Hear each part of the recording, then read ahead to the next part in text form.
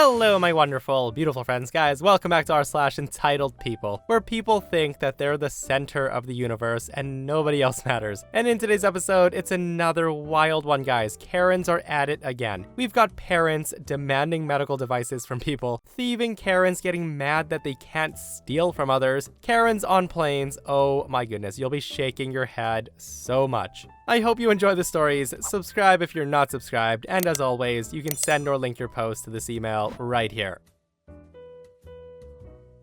So a few months ago, I was finally able to afford a brand new couch for the first time in my life. I grew up poor, and I still struggle a bit. I got a brand new, large sectional in full leather with lounge and recliner, and it's nice. So I posted offering my older fabric couch and love seat for free. There were no stains, rips, smells, or peeling, but it was older. It had a few years left at least, but it's starting to show its age, you know? So with that, someone responded that they could pick it up, which is great.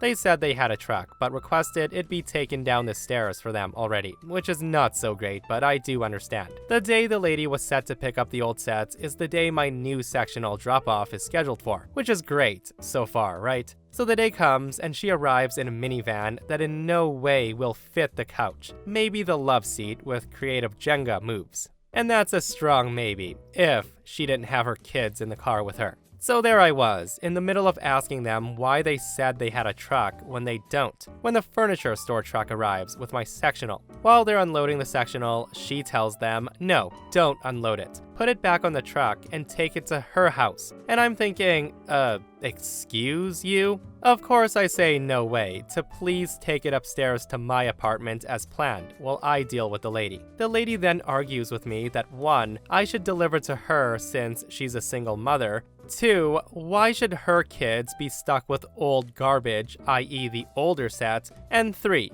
that she would never have agreed to take old garbage away. Keeping in mind that I sent her multiple pictures of both the old couch and the love seat and thoroughly described their condition, and she agreed she wanted them because her kids had nothing to sit on. During this, the workers are bringing different pieces of my couch up, which is 4 pieces total, and trying to ignore her yelling at them to stop, that they are helping me steal her baby's couch. Now, during the time of her yelling at me and the workers, all 4 of her kids have exited the van and they're running everywhere being obnoxious. They're trying to rip the plastic off the pieces of my new couch, bouncing up and down on the new and old couches, and spilling their open drinks everywhere, including on the old couch set. I give her one last chance, and I ask, did she want the old couch and love seat or not? The woman says, ew. They're all dirty, and now there's sticky stuff spilled all over them. Why would I want this garbage? You need to give me my couch like you said you would. She's referring to my new sectional. I had to threaten to call the cops to get her to leave. She left screaming at me that she would post all over about me stealing from her 4 children. And I'm thinking, okay, Karen, whatever.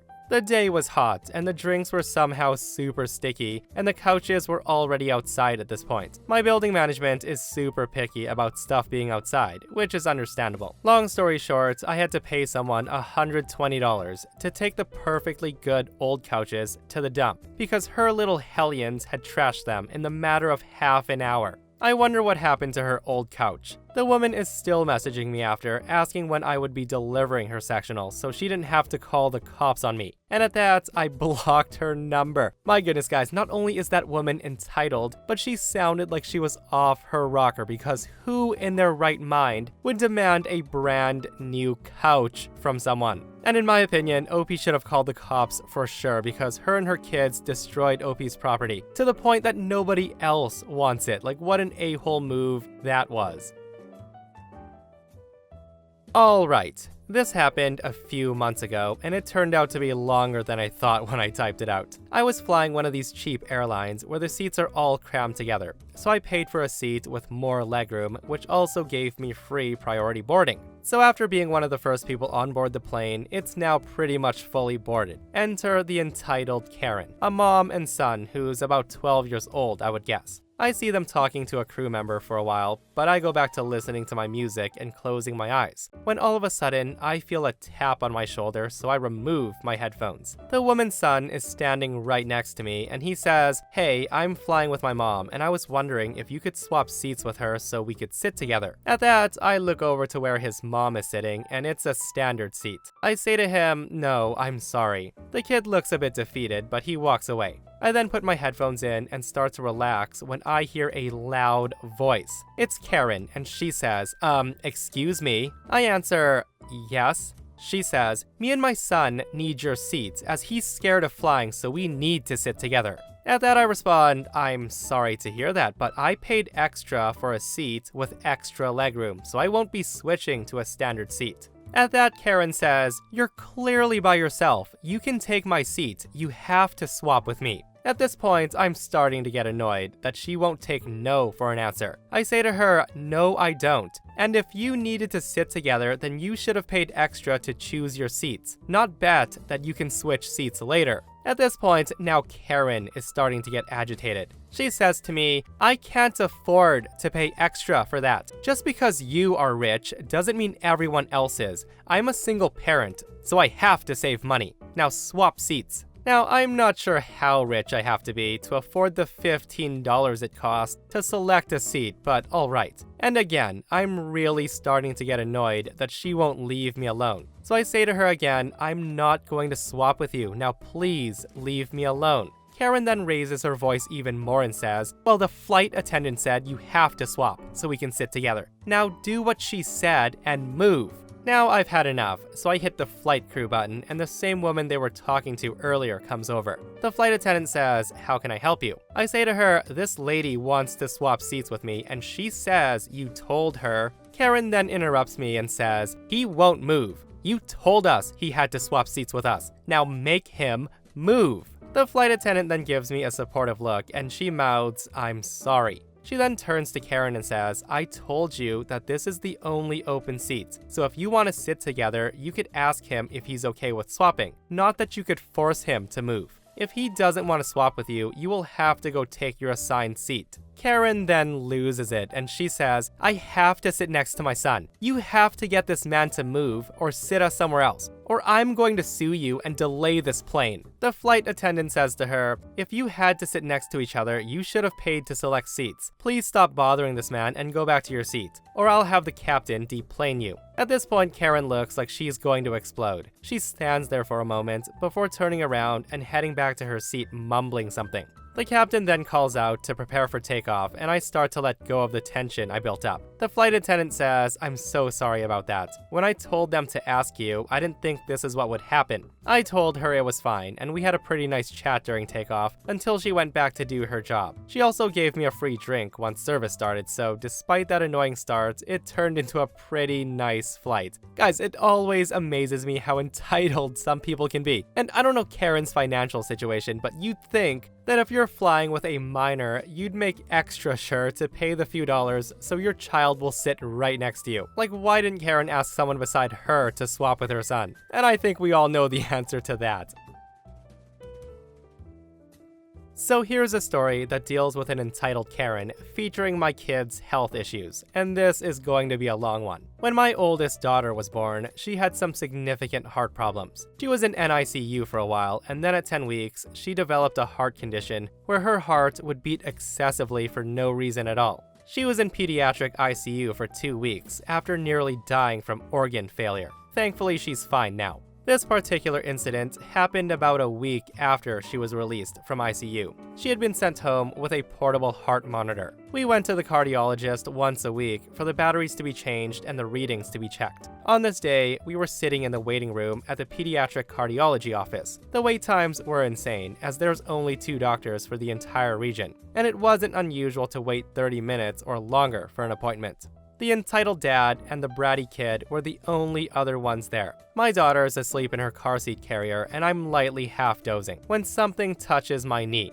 I look down, and his bratty kid is there, and the kid says, "Hi." I reply, "Hello." The kid then asked, "Is that a real baby?" I laugh and say, "Yes, it is." He then says, "Is it a boy?" My daughter at the time was dressed in a yellow sleeper with pink strawberries on it, with lacy pink socks and pink hat. I tell him, no, it's a girl. The boy then says, "What's that?" He's pointing to the heart monitor. I tell him, oh, that's to make sure her heart is beating right. The kid then says, "I'm bored. Can I play with it?" I tell him, no, I'm sorry, that's not a toy. He then says, aw, but I'm bored. I then looked across the room and the dad is flat out asleep. He's actually snoring. I say to him, why don't you go talk to your dad then? At that, the kid runs off, and at this moment, I'm called up to the insurance desk to fill out another form. He had gone back to his dad, and he was sitting on the chair beside him, so I left my baby there, as I was only 4 feet away. As I finished, I turned to go sit down, and the dad is now wide awake and walking towards me. The dad says to me, "Do you have a toy my son can play with?" I say to him, "No, I'm sorry." The dad then says, "He says you do. Give it to him." I tell him I don't. And that's when the dad says to me, "Give him the toy so he can stay quiet. It'll benefit both of us." I respond, "There is no toy. You should have brought one for him. And if looks could kill." The guy then went to his side of the room and I sit down, and about another 10 minutes pass. My daughter is awake now and she's hungry, and I'm digging through the diaper bag. As a first-time mom with a child, I hadn't had the time or energy to develop a system for the bag yet, so it did take me a minute. By the time I found what I needed, my daughter was screaming, and so was her heart monitor. And the cords are in the kid's hand. The loud beeps from the disconnected monitor wake up the dad, and the dad shoots out of his chair and says, "What the F is that?" I don't even get time to answer before a nurse rushes out to us. She drops to the floor to check my daughter. Meanwhile, I snatch the heart monitor from the kid's hand. The kid then screams, "That's mine, give it back." And the dad says, "What are you doing? Why are you taking his toys from him?" The guy then grabs my arm and yanks the monitor from me to give it back to his kid, who promptly drops it. The nurse picks up the monitor and says, "You need to leave now. This is sensitive medical equipment. If it's damaged, we're billing you for it." The guy puts up a fight and says, "You have no right to talk to me like that. Do you know who I am?" The nurse says, "You're the guy who's about to get arrested if you don't leave right now." So he does, but on his way out, he screamed profanities at me, about me, the nurse, and at the clinic. His wife, who was in the back with the doctor, was told that he was banned from the clinic, and was handed a bill for the cost of the monitor. A few weeks later, during another appointment, the nurse told me that he had sued the clinic for emotional trauma. It was dropped when the clinic countersued for the cost of the monitor. Guys, you don't get more entitled than that, right? Playing the victim card and suing for emotional trauma after you and your kid started it. And seriously, how dumb do you have to be to let your child play with equipment that no way in heck looks anything like a toy? Like, I get wanting peace and quiet when you're out with kids, right? But damn, sir, tell your son to sit down and be quiet, rather than letting him harass people and destroy their medical devices. So for some context, I've been working at my local food pantry since about June, and while it's been a bit of a roller coaster, it's been a fulfilling experience. We've recently switched to a sort of a drive-through setup, and so, for the sake of simplicity and speed, we pre-make shopping carts with food, roll them out, load the cars, and send people on their way before going back inside and reloading it. Now and then, we get someone who isn't happy with the food they get or the amount of food. However, the amount of food we've been giving can serve a family of 5 to 6 people, and most of the time, they're super understanding. But in comes Karen around Thanksgiving. A few weeks ago, we had gotten a donation of huge trays of cupcakes, and because we're about to close for Thanksgiving, we were giving them away to every car, so they didn't spoil while we're out. I was serving an elderly woman when she had seen the huge tray of cupcakes. The woman kindly asked me to keep them since it was only her and her husband in the household. I double-checked with her, saying she could also give them to a neighbor if she'd like, but she insisted that since it was Thanksgiving, she wanted another family to have them. So I put them back in my basket, finished loading her food, and waved her on before heading back inside. But before I'm able to get to the door, someone blares their car horn. I turn to see another car that one of my friends had just finished helping, and the mother seems fixated on my cart. I push the car through the door and approach their car, and this is the following interaction. I say to her, "Hi, is something wrong, ma'am?" The Karen replies, "So I just overheard that woman not wanting cupcakes. Is there any way we could have those cupcakes that woman didn't want?" I have 2 kids at home and they would love to have those cupcakes. It's at that moment I peek over to the back seat and I see the same huge 24-count cupcake tray in the back of their car. I say to her, well ma'am, it seems you've already been served your groceries, and just to keep things fair for everyone, we can't give away extra food like that. Another family might need them. Karen responds, but that woman didn't want them, so why can't I have them? Just pretend I'm her. You're probably just gonna throw them away anyways. I say to her, we actually use the food that people don't want to make other baskets, so the food doesn't go to waste, and another family can have them. Karen says, well, I have a family of 5, so I should get those cupcakes so I can feed my kids. I begin to explain and say, well, the carts we've been giving out have enough food for 5 to 6 people. And that's when Karen interrupts me and says, I don't care how much food you've given me. Give me those cupcakes or my kids are going to starve because of you. And let me ask you, do you want that on your conscience? The woman basically goes on this rampage, cussing me out and demanding to speak to the person in charge. At this point, I've been talking to this woman for about 10 minutes, which had greatly held up the line. So much so that the supervisor of the pantry comes outside to see what's going on. I tried to explain the situation to him, but Karen would not stop screaming how her kids were going to starve if she didn't get those cupcakes, even though she had received not just the cupcakes, but plenty of fruits, vegetables, some smaller desserts, 3 loaves of bread, and even a 15-pound turkey, along with other types of frozen meats. The Karen complained to my supervisor, even went as far as to accuse me of saying that I hoped her kids would starve to death, which did hurt since I have 2 younger siblings, so I would never wish that upon anyone. My supervisor basically told her the same thing I did. Now and then, I caught her shooting me death glares before turning back to my supervisor. Right as things seemed okay, she goes crazy, screaming like a banshee how her kids were going to starve over the holidays because of us, and how when, not if, when her kids die, she's taking us to court since we let it happen. At this point, my supervisor was done, since he'd been watching the cameras and saw that she was so full of crap, and told her if she didn't leave now, he would call the cops and have her removed from the property. The woman then slammed on the gas and she sped out of the parking lot, but not before flipping us off and telling us that we would all rot in hell. My supervisor asked me if I was okay, but to be honest, I wasn't. I'm 20 years old and I love helping people. That's why I do this. And her saying that I would be the reason why her kids were going to die really hit hard, and even now, it still bothers me. I hope she got home safely and that her kids were able to help themselves to some of the treats we gave them. Man, people like that Karen are absolutely awful, guys. And the fact that she was that entitled and selfish and not even grateful around Thanksgiving just makes it even worse. And this person comments, I'm gonna tell you something that may make you feel better. That woman did not have any kids, dude. She's just taking advantage of a system designed to help people in need. Now, I sure hope that's not the reason, guys, because that would make that woman even worse. So here's some basic information. Me and my best friend were on a beach just chilling.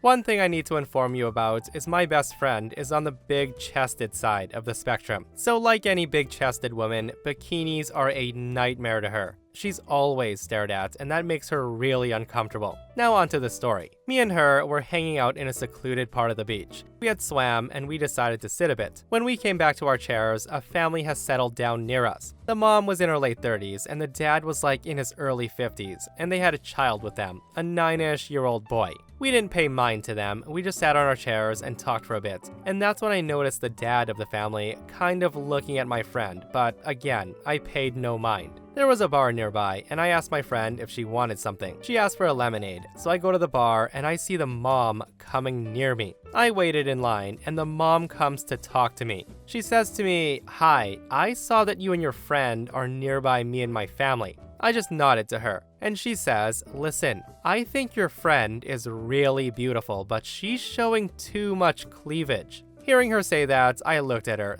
thinking of what to respond to this. I respond, well, she can't be faulted for being like this. And at that, Karen looked at me like she was expecting me to agree with her. She then says, well, she could not use a bikini that small. You could tell she was annoyed. I say to her, she can do whatever she wants, lady. This is a public beach. The woman then became so red at that, And I don't think this woman has ever heard someone disagree with her before. She says to me, well, she is looking like a slut. My child is right there. I then look back to where my friend is sitting, and I have a clear view of her and Karen's family. Her child is making sandcastles, and her husband is staring hard at my friend, who is putting on sunscreen at this time. So the problem wasn't her child, it was her husband. I say to her, well, I can't do much, lady. If you have a problem with her, go take it up with her. But she's going to tell you the same thing. It's a public beach. Your family can move if you don't like what's around you. Finally, it was my turn, so I pick my drinks and ignore the mom, and she wasn't happy about it. She says to me, don't you dare ignore me, I'm not finished. And that's when I say, lady, your kid's not even looking at my friend. Your husband, on the other hand. Karen then just lets out a huff and starts walking back to her husband. I go to my friend, give her her drink, and sit beside her, watching the wife furiously talking to her husband. Not long after, my friend and I decide to leave. OP's right, guys, it's a public beach and there's nothing she can do about it. If you don't like what you're looking at, Karen, then just move. And the fact that she had to confront OP about it is ridiculous. Recently, I went on 3 dates with a girl who never once offered to pay for anything. I kind of gave her a pass on the first 2 since she drove 25 minutes to come see me and we had a great time. I absolutely would not have let her pay, but I still think she should have at least made an offer, but I wasn't too worried about it. On the 3rd date, we went somewhere closer to her that she picked. We agreed on just drinks, but shortly before the date, she told me she was hungry, and she ended up ordering food. I ate dinner beforehand, but I got something small so she didn't feel weird. We had a great time again, but she doesn't offer to contribute, and then a few minutes later, she makes a comment how I don't pay for her Ubers to and from dates, while the other guys she had gone out with did. Now, she claims it was a joke, but the timing was pretty poor, so I was annoyed, and the date ended pretty awkwardly shortly after. The next day, I let her know that I was pretty insulted by her comment because it's important to me that a girl offers to at least do something, even pay for a round of drinks over the course of 3 dates, so to make a comment like that really hit a nerve. I told her I wouldn't have even let her pay at this point, but the offer is a nice gesture that goes a long way with me, and is very reassuring to me that I'm not being used as a meal ticket. She then basically says, I'm sorry you feel that way about me offering to buy a round of drinks, but I don't really have much else to say, and also makes a comment about the situation being immature, and tells me she'd like to end things. Now, I'm pretty bummed because we really connected and I was extremely attracted to her. But at the same time, I feel like I also dodged a bullet and avoided dating an entitled girl. Guys, I'm just going to leave it at that because I know everyone has differing opinions on who should pay during dates. So let me know your thoughts. But I just want to say that I was thrown off that she said to OP, oh, other guys I've dated have not only paid for my meals, but also paid for my Ubers to and from dates. Oh boy. And that, my friends, is r/entitled_people. Guys, I hope you enjoyed today's stories. I hope you didn't shake your heads too hard. And if you missed the last episode on the channel, it's an r/malicious compliance episode, where OP destroys his boss's career in 1 day. It's such a funny story, so go check it out if you haven't. And myself and Stevie Boy will see you guys in the next one. We love you.